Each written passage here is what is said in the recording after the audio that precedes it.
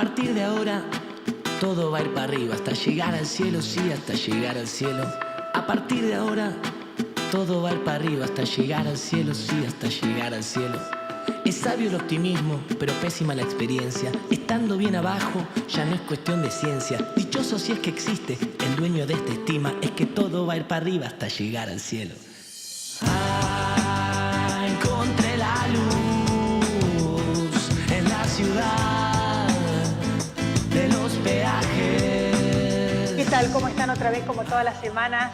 En esta época tan especial y con este método tan especial de televisión en Dame el Poder como desde hace 17 años, hoy vamos a hablar de economía y también de política con Aldo Abraham, un prestigioso economista, y con Santiago Sesvaliente, profesor del tema de impuestos, de derecho tributario. Y con él vamos a hablar y con los dos. ¿Qué tal? ¿Cómo están? Pero antes les quiero hacer una breve introducción a todos los que me están viendo en el programa, porque el marco en el cual vamos a hablar todos estos temas tiene que ver, por un lado, que fue una semana donde todos de alguna manera tenemos que estar un poco más tranquilos porque el 99% de los bonistas aceptó la propuesta del gobierno, cosa que no es un dato menor porque si no estaríamos directamente en el infierno. Vamos ahora a la negociación con el Fondo Monetario Internacional, pero como yo les dije hace ya un tiempo, cuando empezó todo esto, en realidad hay que ver qué es lo que hacemos en estos años, porque aunque hay que pagar menos, la realidad es que la mayor cantidad de pagos van a tirarse para más adelante para el próximo gobierno. Como les dije hace unas semanas, es interesante ver qué es lo que vamos a hacer en el medio, si vamos a ahorrar, si vamos a juntar la plata para poder pagar, si va a ser sostenible y sustentable, y si no vamos a estar dentro de 4 años en el mismo lugar que estamos ahora. La realidad es, como hablamos siempre en los programas, que lo que hay que hacer es que no tengamos ese enorme gasto, que nunca nos alcanza la plata para pagar y que lo pagamos con deuda, con emisión, con lo cual son como los papeles del Monopoly, que es lo que estamos haciendo ahora, además por el tema de la pandemia, o bien con una carga impositiva insostenible. Por eso están estos dos invitados. Yo lo que les quería decir que son muy pomposas y muy interesantes el plan de reconstrucción argentina que habló el presidente esta semana, cosa que me parece fantástica. En general, en líneas generales, son los proyectos que tienen muchos gobiernos de aumentar el consumo, la obra pública, que haya mayor inversión, pero lo cierto es que hay que ver cuáles son los hechos, porque el DNU, del cual hablamos la semana pasada también con un jurista, que de alguna manera determina que es un servicio público en que interviene en el precio hasta fin de año. Como yo les decía, todos van a estar muy contentos porque está todo congelado, internet y demás, pero el tema es quién va a venir a invertir después. Lo mismo pasó durante décadas con el tema de la energía en el gobierno pasado, no en el otro.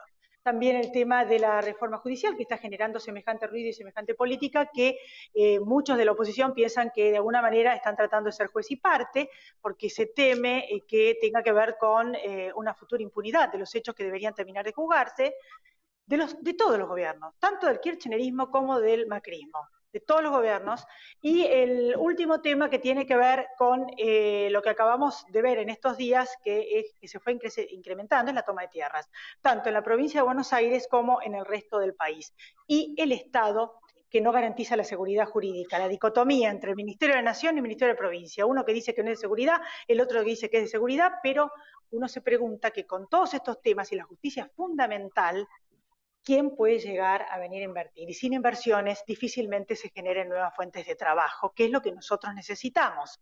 Es un todo, pero eso nos lo va a explicar Aldo Abraham después de la pausa.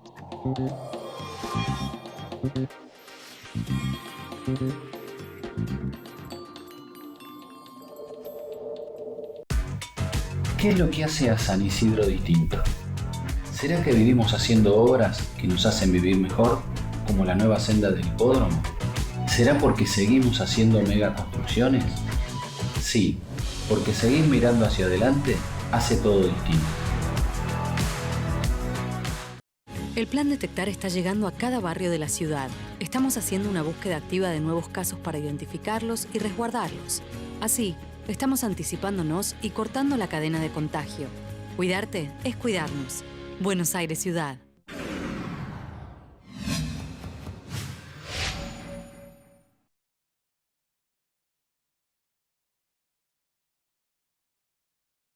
Grupo Petersen, desde 1920, construyendo el país.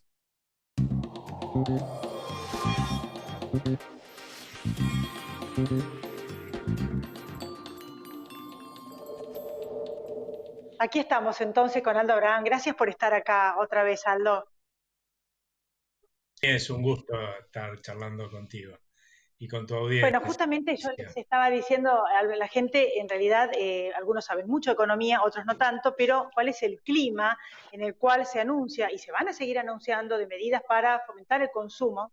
Para explicarnos un poquito, es fundamental para el consumo, qué es lo que tiene que haber para poder salir, para poder pagar en algún momento y no volver a estar en 4 años al borde del default con respecto a la deuda, en fin. A ver, una cosa que hay que tener en cuenta es que es cierto lo que plantea el gobierno al respecto de que hay una recuperación de la economía. Obviamente la va a haber en tanto y en cuanto el gobierno nos prohibió trabajar a muchos argentinos, y de golpe va admitiendo que que algunos trabajen, y obviamente antes vos producías cero de bienes y servicios, hoy pasás a producir porque te dejan trabajar. Lo que también es una realidad es que cuando salís a producir, te encontrás con una demanda que está empobrecida, ¿sí? Porque un país no es distinto a una familia. Si yo me tomo un mes sabático o 2 meses sabáticos, no trabajo y no cobro, obviamente cuando vuelvo voy a estar más pobre que cuando me fui. Y por supuesto, eso es lo mismo que le termina pasando a un país. O sea que claramente esta gente va a tener menos posibilidades que antes de vender sus productos y sus servicios. Otra consecuencia que vamos a ver de la cuarentena es que hay muchos negocios que se cerraron. Conclusión, hemos perdido potencial de producción. O sea, cuando terminemos de recomponer el nivel de actividad, permitiendo que todos los que puedan salgan a trabajar, en ese momento nos vamos a encontrar mucho más abajo en términos de producción de lo que estábamos antes por el empobrecimiento y porque hay menos negocios abiertos hoy para poder producir bienes y servicios. A partir de ahí tiene que seguir recuperándose y creciendo la economía, y probablemente algo de eso veamos con noticias como esta de una reestructuración exitosa de la deuda, o cuando conozcamos, porque yo soy optimista en ese sentido, que se cerró un acuerdo con el Fondo Monetario Internacional.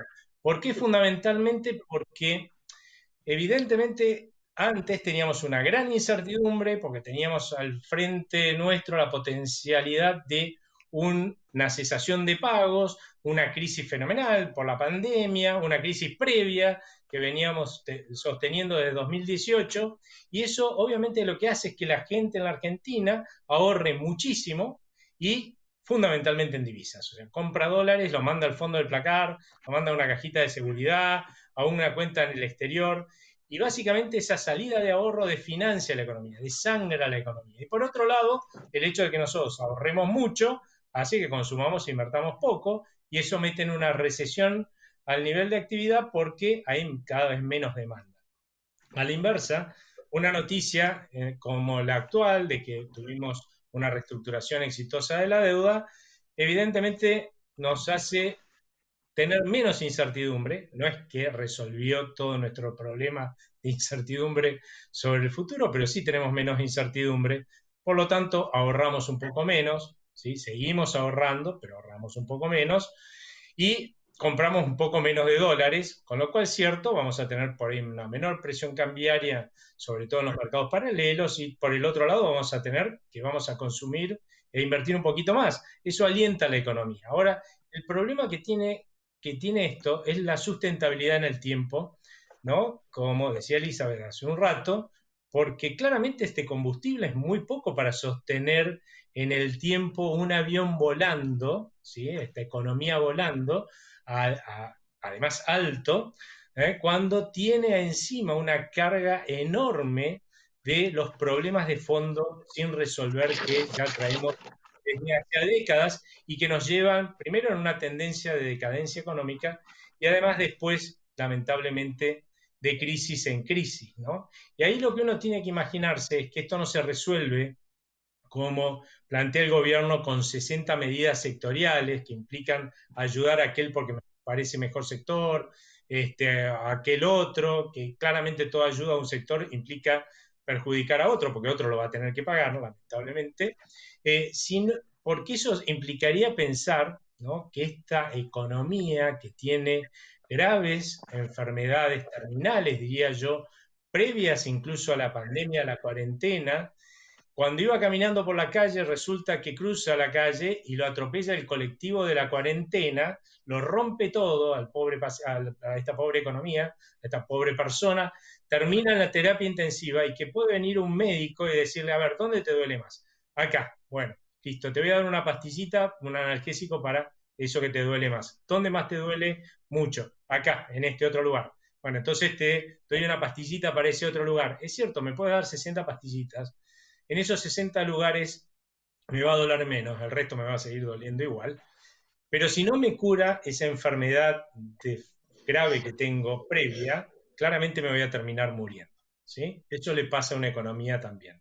Es cierto que podemos tener una mejora de un tiempo, pero tenemos que resolver los problemas de fondo, porque si no vamos a terminar... Porque ahora están hablando de que van a volver a subir los impuestos, ahora está el impuesto a los ricos, que voy a hablar después con Santiago, está todo este tema que dije yo en la apertura, y parece ser que para la reforma tributaria, que es la que piensan hacer, también seguramente algún impuesto van a subir, no se sabe bien si del 35 al 41% ganancias o demás, pero, o sea, no se habla de bajar el gasto, no quieren ajuste, no se habla de reforma previsional, cuando son 4 gatos locos los que aportan para 500.000 millones de personas jubiladas, no voy a dar los números, pero digo todo a grosso modo, ¿no?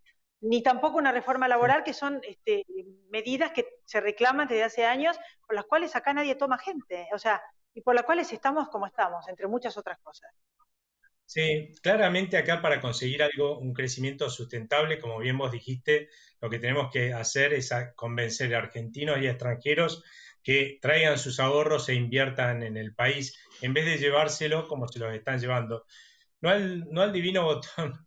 La Argentina, según algunas estimaciones, es el segundo país del mundo que más fuga capitales por habitantes. O sea, no es un problema el nuestro de que no vengan de afuera a invertir. No, es que nosotros no queremos invertir en la Argentina y nos llevamos la plata. No queremos ahorrar en la Argentina y nos llevamos la plata, ¿no? Por lo menos al fondo del placar, y ya no están en la Argentina si llevamos dólares al fondo del placar. Comprar dólares y llevarse la plata. Es importante que la gente lo sepa, claro. Para que dejemos la plata acá, ¿qué hay que hacer? Para ir terminando. Y para que la traigamos, ¿no es cierto? Claramente lo que hay que hacer es resolver los problemas de fondo. Uno muy grave es el tema impositivo. La Argentina está en el lugar número 21 entre 190 países del mundo, entre los que más exprimen con impuestos a sus empresas. O sea, hay 178 países del mundo que a argentinos y a extranjeros les ofrecen exprimirlos menos. Y resulta que van a invertir acá. Otra cosa más, el Banco Mundial hace un informe que dice, bueno, una pyme que gana buena plata, ¿sí? ¿Cómo le iría según la cantidad de impuestos que paga en cada país? Nosotros estamos entre los 2 o 3 países del mundo en el cual una pyme que paga todos los impuestos quiebra, ¿sí? Todos los demás gana plata. Con lo cual, eso quiere decir que si todas las pymes en la Argentina pagaran impuestos, la gran mayoría quebraría, y nos extraña que sea un sector en el cual se va de mucho. Evidentemente, ofreciéndole esto a los argentinos y a los extranjeros para que inviertan en el país, no van a venir a que los exprimamos. Nadie va a venir a que los exprima. Lo mismo pasa con pero los gobiernos se creen que se van a quedar. Va a poner ahora el impuesto a los ricos y se creen que se van a quedar y que van a venir a invertir con todo lo que... O sea, yo lo que te quiero preguntar es, ¿se está yendo mucha gente? ¿Se están yendo muchos capitales? La verdad es que se están fugando capitales y a montones, y hay un montón de empresas que están buscando invertir afuera para salirse de la Argentina. Cada día nos enteramos de alguna empresa nueva. Y más, o sea que si ponen los impuestos, como todos estos impuestos, es pan para hoy y hambre para mañana. Van a agarrar la plata, que no sabemos dónde va a ir a parar, aunque dicen que va a ir para la pandemia, pero en realidad nunca se sabe y después no se sabe. Pero eso no cabe la menor duda. Y acá lo importante son las señales que vos das, porque vos podés decir, bueno, son 12.000 personas, pero al dar esa señal, vos lo que le dijiste a todos los demás que no están invirtiendo en la Argentina, no vengan a invertir en la Argentina, porque si ustedes vienen los vamos a tratar como esos 12.000. Y entonces, a partir de ahí, si nadie invierte en nuestro país, ¿quién les va a dar trabajo? ¿Quién va a sacar de la pobreza a los millones de argentinos que la están padeciendo hoy? Te hago la apología, Joel, ¿no? Te van a decir el Estado. Y sintéticamente, ¿qué le contestas? Porque la verdad, el Estado es el maná. La mitad de la gente acá se cree que es el maná. A ver, sí. Eso es pensar que el Estado puede generar riqueza, y el Estado no genera riqueza. El que genera recursos para pagar los gastos y los sueldos del sector privado productivo y los gastos y los sueldos del Estado a través de los impuestos es el sector privado productivo. El Estado no genera riqueza, y por eso es muy cómico cuando te dicen, como dijo este gobierno al inicio de su gestión y sacó todo este paquete de impuestos solidarios, que ajustar al Estado, que es el que gasta de más, entre paréntesis, implica generar recesión. En cambio, ¿qué hacen? Agarran, te generan un paquetazo impositivo, te exprimen al sector privado productivo, lo hacen ajustar, que implica efectivamente achicar, o sea, hacen achicar al sector privado productivo, que es el que genera los recursos para que todos vivamos mejor, y eso no es recesivo. Obvio, eso es recesivo, es al revés, ¿no? Y por eso nos va como nos va, y por eso tenemos este círculo vicioso de decadencia que tenemos, porque continuamente nuestros políticos lo que hacen es gastar más, hacer achicar al sector privado productivo, que puede generar menos oportunidades de empleo y de progreso para la gente. Entonces, generosamente le da empleo a esa gente en el Estado, lo agranda más, vuelve a exprimir al sector privado productivo. Ese es el camino de decadencia que claramente hemos seguido y que no es el que sacó y le brindó progreso a la mayoría de los países del mundo. Bueno, yo te agradezco mucho, Aldo, y para terminar, que ya paso a la otra nota, te cuento que también hay un organismo del Poder Ejecutivo, por ejemplo, que dio un aumento que se llama Solidario, 4.000 pesos a cuenta de la definición de paritarias a los que ganan menos de 80.000 pesos brutos, como si fuera poco, 80.000 pesos brutos, pero ellos no se privan de nada, ellos siguen. Pero bueno, yo te agradezco y en otro momento, para cuando veamos cuál es el resultado de todas estas medidas, volvemos a contactarnos. Después de la pausa, va a ser un gusto estar contigo. Con Santiago Sáenz Valiente vamos a ver el tema de los impuestos que acabamos de hablar y de los que están por poner y los que vendrán.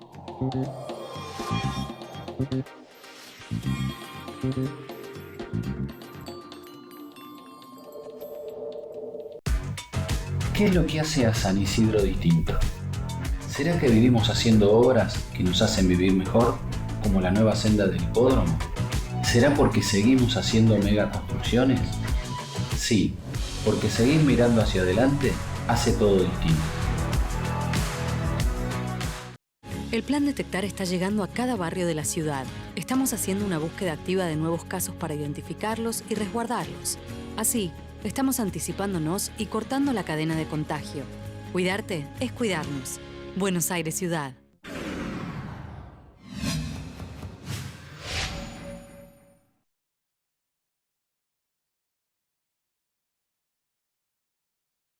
Grupo Petersen, desde 1920, construyendo el país.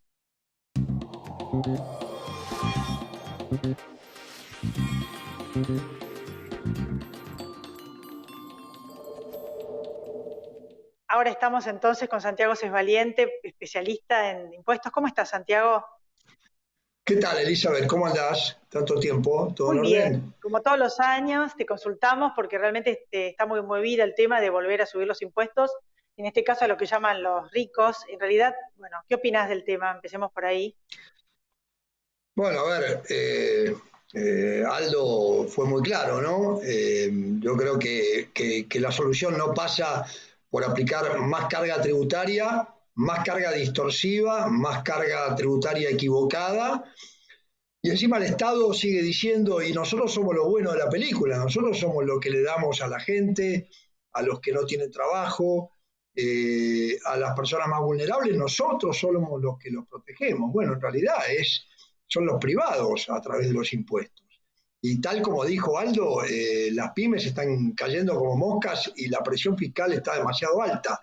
El tema del impuesto a los ricos o a las altas rentas, llamémoslo al aporte solidario, le quieren decir, que tiene un destino de fondos muy, muy loable para resolver cuestiones de la pandemia, de la gente que está sin trabajo. Todo eso es cierto, pero la recaudación de impuestos tiene que ser destinados al gasto público general, porque si no, haríamos un impuesto para cada necesidad, ¿no? Realmente, como ya ha sucedido en algunas oportunidades, con el impuesto a la nafta para los jubilados, El con un docente. impuesto especial para los maestros, tal cual.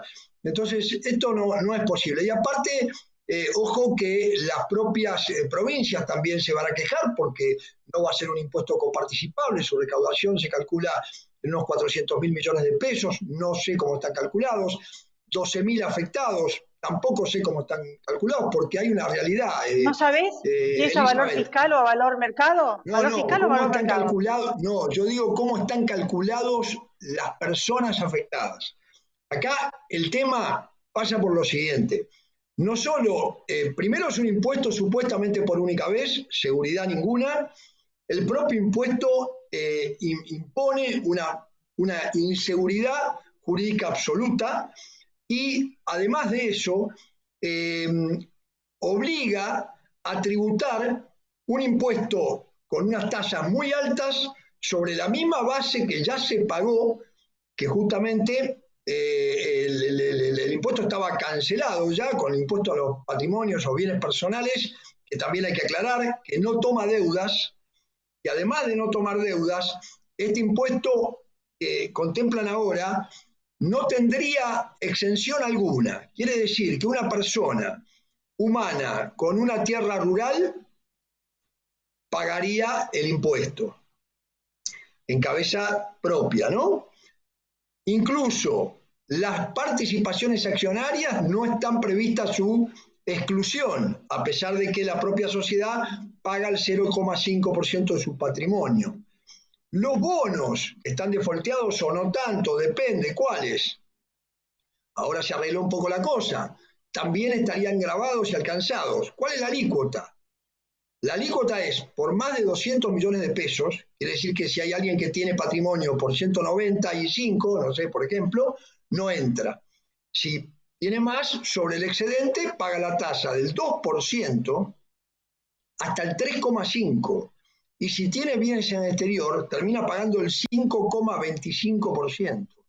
Y hay una extorsión, y voy a usar este término, que se produce al decir la normativa del proyecto puede quedarse eximido o excluido de este impuesto diferencial para los bienes en el exterior si trae el 30% de los bienes que tiene allá. Obviamente estamos hablando de algo que no es un inmueble, ¿no? Pero sobre el total de los bienes en el exterior, que va a incluir los inmuebles, le van a exigir traer el 30%. Yo creo que hay una gran confusión entre tener patrimonio y tener fondos para tributar un impuesto. Claro, hay gente que no lo va a poder pagar, va a tener que vender para pagar. Mal vender. A ver, el problema es enorme porque no es para lo que los afecta directamente, sino concretamente la falta de seguridad jurídica que esto genera, la confiscatoriedad, con lo cual esto se va a judicializar en gran medida, porque muchos van a hacer el reclamo judicial. Yo ya he estado hablando con algunos que ya me dijeron ese camino, con lo cual, digamos, yo creo que le afecta al principio de igualdad, que unos bienes u otros paguen un porcentual diferente. Es una situación bastante inaceptable. Para tocar otros temas, porque me quedan pocos minutos. Va a haber más impuestos, va a haber una reforma tributaria. ¿Qué les dirías a los que la tienen que hacer? Porque la verdad que yo leo, menos bajar el gasto, pasar el peine fino por el Estado, ver todos los ñoquis, todo lo que se puede, diríamos, achicar la política, la extinción de dominio, que nos devuelvan toda la plata que se fue con la corrupción. Menos eso yo escucho solamente sobrecargar de nuevo a las personas, los que tienen mucha plata. ¿Qué opinas de que sigan subiendo impuestos o que suban del 35 al 41 ganancias, algo así? Cualquier carga impositiva que no se resuelva de lo que es la estructura distorsiva absolutamente actual, que no contempla la capacidad contributiva real, la capacidad de contribuir, la riqueza real bien medida. Cualquier cosa que no sea eso y que implique un incremento de impuestos va a incrementar la evasión. Vamos a estar en un mundo mucho peor. Se va a afectar la economía, se van a ahuyentar las inversiones, claramente, y va a judicializarse muchas cuestiones tributarias donde la confiscatoriedad es la afectación de derecho de propiedad que está en la propia Constitución Nacional. en el artículo 17, eso hay que entenderlo. Saldos a favor incluso que no se devuelven son un crédito que pertenecen al contribuyente y directamente la afectación del derecho de propiedad. Yo creo que esto se va a dar en gran medida cada vez más. La moratoria fiscal permitió que personas, digamos que realmente estaban en quiebra, como Cristóbal López, pudieran adherirse. Eso fue muy polémico porque piensan que de alguna manera fue favorecer a gente que estaba siendo investigada y demás. ¿Vos qué opinás? Mira, la moratoria, en principio estoy en contra de cualquier moratoria. Acá hubo una moratoria escudada en que, bueno, la original contemplaba solo las pymes y entonces hay grandes empresas que pueden llegar a acceder y eso tiene su lógica por cuestiones grises, muchas veces que hay en la tributación o que están discutiendo en los tribunales, pero claramente esta inclusión expresa de lo que es las empresas en quiebra y lo que es la situación de los combustibles y el juego, claramente tiene un destinatario. Creo que está muy mal, por supuesto, y que además tendría que en todo caso haber fijado periodos determinados que son sobre todo los de la pandemia. El que paga los impuestos sigue considerándose el hijo de la pavota. Bueno, acá pagaron todos los impuestos, que eso es otra cosa que nadie dice, todo este tiempo de cuarentena, como todos los beneficios del IFE y demás, de alguna manera era una obligación de mínimo. Es lo menos que podía hacer el Estado, porque los obligaron a pagar todos los impuestos a todo el mundo, la luz, el gas, el IVA, los impuestos, ingresos brutos, presentar las declaraciones juradas. O sea, la gente realmente, miles y miles de personas se fundieron. Hubo postergaciones, pero bueno, tampoco fue nada maravilloso. La cantidad de decretos de necesidad de urgencia fueron como, no sé, 300 o 400 en 4 o 5 meses. Esto realmente tiene que lograrse una solución, una reforma tributaria seria, ¿cuál? De fondo ¿Y cómo? Y discutida. Decímelo en un minuto. ¿Grabando qué? ¿Cómo? Porque así lo único que hacemos es agregar y emparchar y cobrar cada vez más impuestos. Mirá, hay algunos proyectos vinculados a los derechos, a eliminar derechos de exportación para incrementos de exportaciones. Las exportaciones hay que incentivarlas, no hay ninguna duda, es la única forma de conseguir dólares para poder pagar lo que debe el país, y creo que tiene que haber ventaja para las inversiones en bienes de uso, en maquinarias, en tecnología, todo lo que es inversiones de alguna manera, tanto en el campo como en la industria, por supuesto, y que eso se logre hacer una integración, no hay ninguna duda. Y resolver ¿Es verdad que los demás países, Santiago, es verdad que los demás países están bajando impuestos para reactivar la economía en vez de subir? Digo como para terminar. Es verdad, sí, de hecho se están poniendo estas ventajas y la Argentina está empezando a resolver eso o a pensarlo, pero si no se resuelve la cuestión de fondo, con los saldos a favor, el ajuste por inflación y varios problemas más que tenemos de acumulación de carga fiscal distorsiva, por supuesto. Gracias, Santiago, gracias. Hasta la próxima. A ustedes. Yo me despido también a todos ustedes hasta la próxima semana. Gracias por haber estado ahí. Chau, pásenla bien.